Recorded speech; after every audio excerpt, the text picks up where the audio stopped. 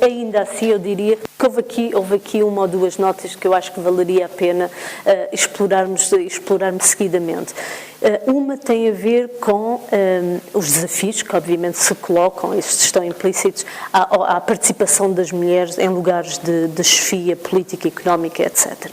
Mas também muito ligada à questão do mundo do trabalho, porque nós estamos numa plateia de sindicalistas e, como a professora Fátima referiu no início, se calhar temos que ter uma reflexão bem mais profunda às vezes, temos que introduzir dimensões diferentes nesta reflexão sobre a igualdade de género, e nomeadamente aquilo que vai ser, ou que será, que ainda não sabemos o que será, o futuro do trabalho. E, portanto, o conceito que nós temos atualmente da relação trabalhador-empregador, será que é aquele que era há 20 anos? Será que daqui a 20 anos vai ser o mesmo? Isso não é certamente, mas qual é?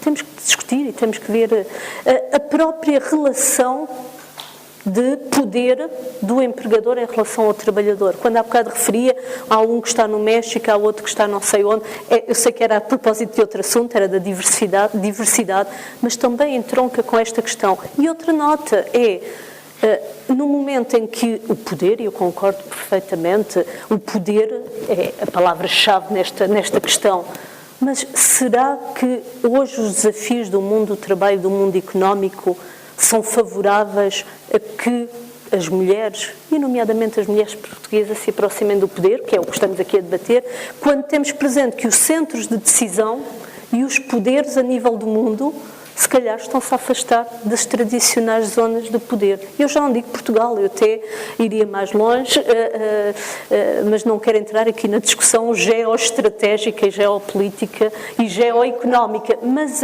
obviamente, é fundamental, porque será que, de facto, os desafios do mundo do trabalho, do futuro do trabalho, são mais propícios ou são mais adversos, ou, não quero ser nem otimista, nem negativista, mas que se calhar temos que olhar também para estes desafios de uma forma diferente, com instrumentos diferentes.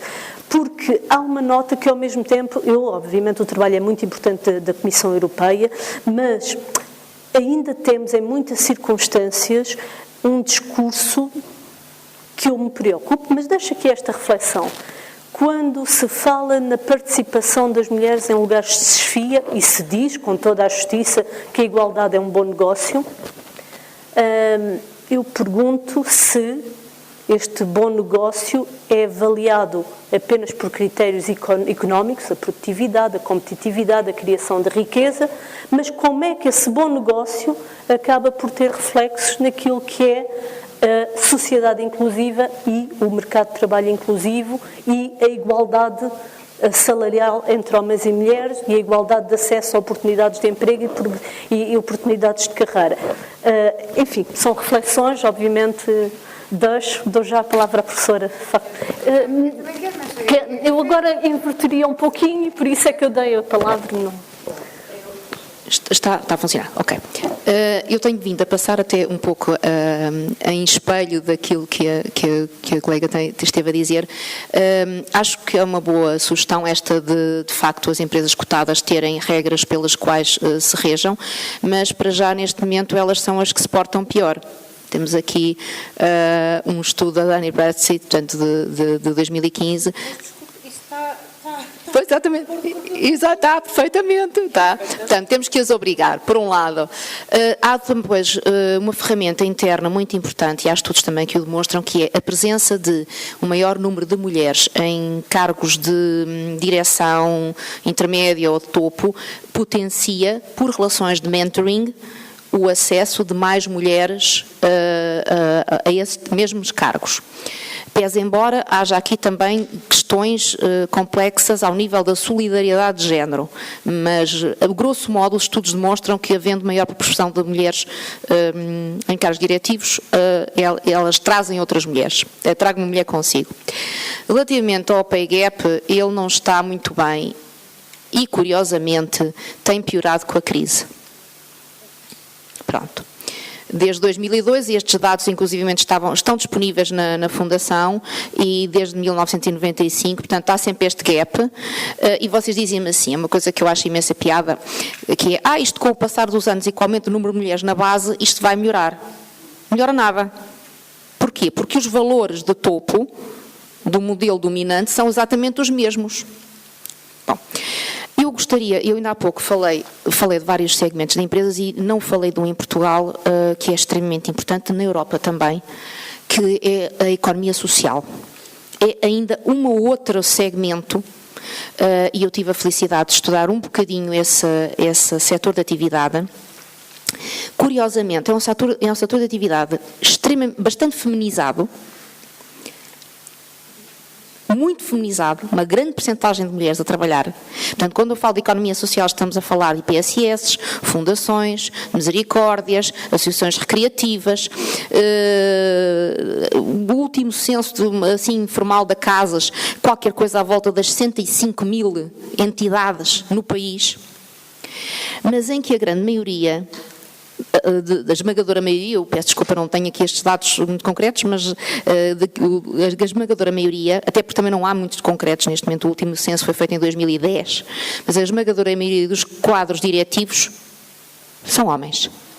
Aliás, eu ainda há pouco tempo estive no lançamento de um livro da Associação Nacional, da Confederação Nacional das Associações Populares, e praticamente eu vi cerca de 85% de homens para o restante de mulheres, enquanto representantes. Obviamente que aquilo não seria uma amostra representativa, no entanto há uma maior predominância dos homens nos cargos de gestão, pese embora a mulher, este setor seja feminizado.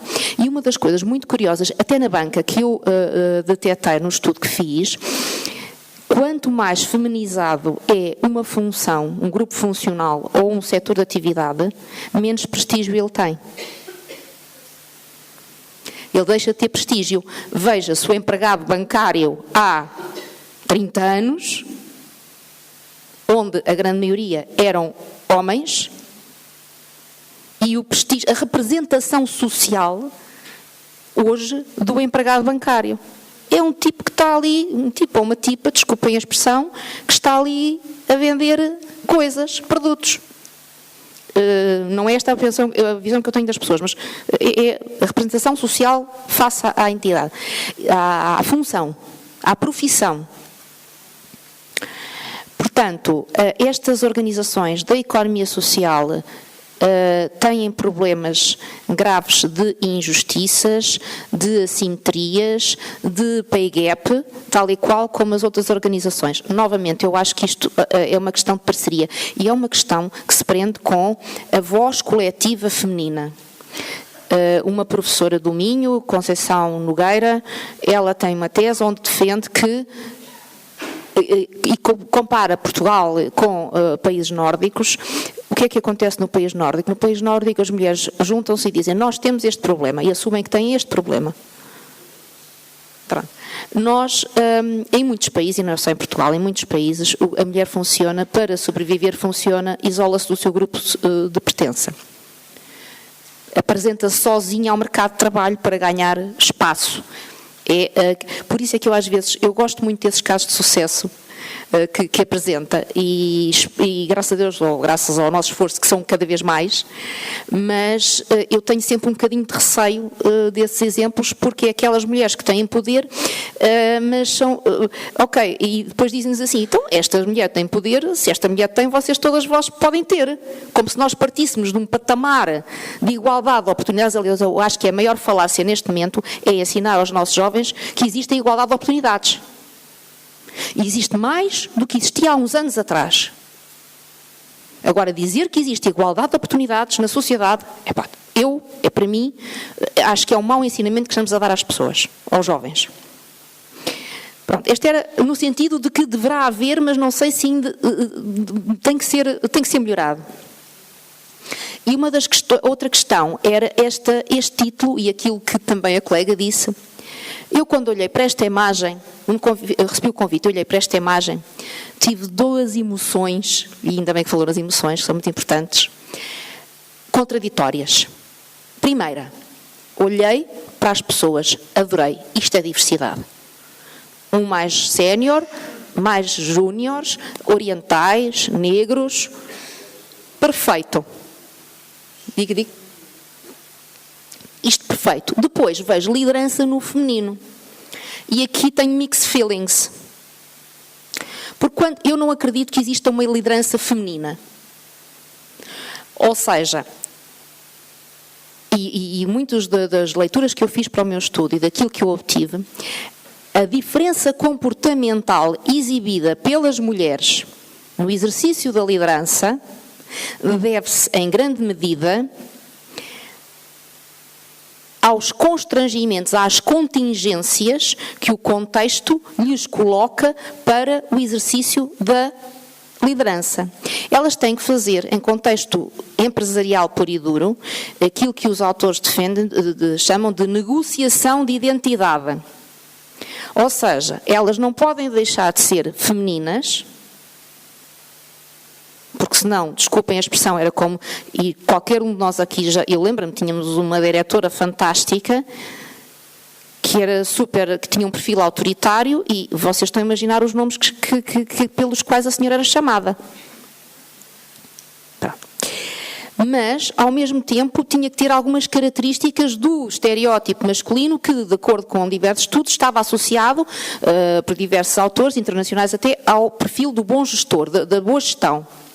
Portanto, havia aqui uma negociação identitária. Como é necessário fazer uma negociação de identidade, as mulheres optam por comportamentos de liderança que não as tornem tão visíveis, que não as tornem tão passíveis de penalização, porque também está documentado que quando a mulher sai do seu perfil, daquilo que é socialmente do género, da construção social acerca do sexo, ela é fortemente penalizada pela sociedade, pelos seus pares. Portanto, para fugir a essa penalização e ter sucesso e respeitar o estereótipo dominante no contexto organizacional, mas também o estereótipo dominante do seu sexo de pertença, do seu grupo social de pertença, ela faz uma negociação. E então tem, curiosamente, comportamentos políticos na organização. Comportamentos políticos são todos aqueles que as pessoas têm para servir os seus interesses pessoais.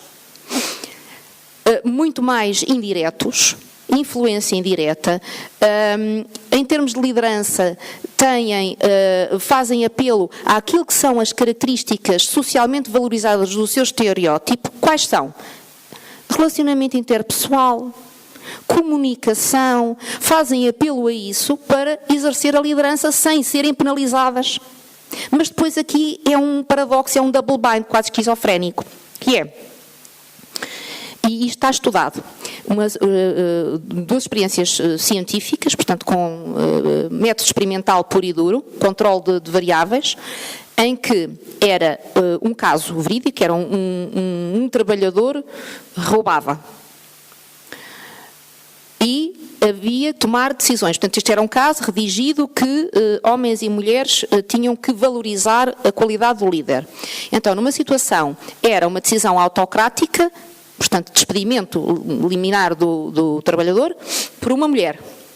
Decisão autocrática por um homem. Decisão relacional, ou seja, deixa cá ver o que é que se passou, se a pessoa tem algum problema que a leva a ter este comportamento menos ético.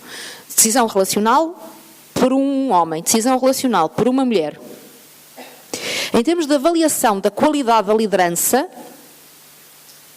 os homens não sofriam qualquer impacto dos dois estilos de liderança. Aliás, o homem relacional era até mais cotado e a mulher relacional era a pior cotada, como fraca, com as mesmas decisões, mesmos comportamentos de decisão face à mesma situação. Porquê? Lá está a associação a um estereótipo dominante de assertividade, de autoridade, mas que se elas o praticarem, violam o estereótipo do seu grupo de pertença. As coisas têm estado a evoluir, é certo, mas há um peso diferente, e falámos aqui também de manhã, e ele existe, que é os duplos padrões de avaliação nas empresas face ao desempenho existem, estão documentados. Portanto, há aqui um duplo padrão para o mesmo tipo de comportamentos. Agora, o que é que acontece? Acontece uma coisa muito gira, e nós temos também na nossa praça, o professor Miguel Pini Cunha, que também fala sobre isto, que é, o que é que acontece? Há um roubo de identidade em que as características da liderança eficaz associadas ao estereótipo feminino, portanto a relação pessoal, a comunicação, são adotadas para o estereótipo da boa gestão, mas é retirado na mesma o poder à liderança feminina. Portanto, eu sei que há impacto das neurociências, e as neurociências têm cada vez mais estado a dar novos dados sobre o funcionamento cerebral e, portanto, com impacto comportamental, e existe aqui existe com certeza uma condicionante neuronal do comportamento, mas atenção, que há um grande peso da experiência pela qual homens e mulheres passam. Dizer que os homens são menos multitasking que nós. São, porque como diziam a mim, se tu pensas tão bem, para que é que eu preciso pensar? São porque não lhes é exigido. Minha percepção. Não lhes é exigido. Porque se for exigido, que remédio? As pessoas são plásticas e o nosso cérebro, quer o masculino, quer o feminino, tem plasticidade. Portanto, também se torna multitasking. Agora, também é preciso dizer que às mulheres também, às vezes, interessa muito dizer que somos multitasking e que não queremos abdicar de certas fontes de poder tradicionais. Contra o inato, recomendo a leitura de um livro, que já não é uma novidade, um livro lindíssimo, e termino com isto, de Elisabeth Badinter, chama-se O Amor Incerto, e discute o suposto instinto maternal das mulheres, dando o exemplo da maternidade no antigo regime, em que uma mulher, sobretudo se fosse classe alta, era mal vista se dedicasse afeto ao seu filho. Portanto, esta coisa do inato, do instinto, atenção, há aqui muito construção social. Muito obrigada.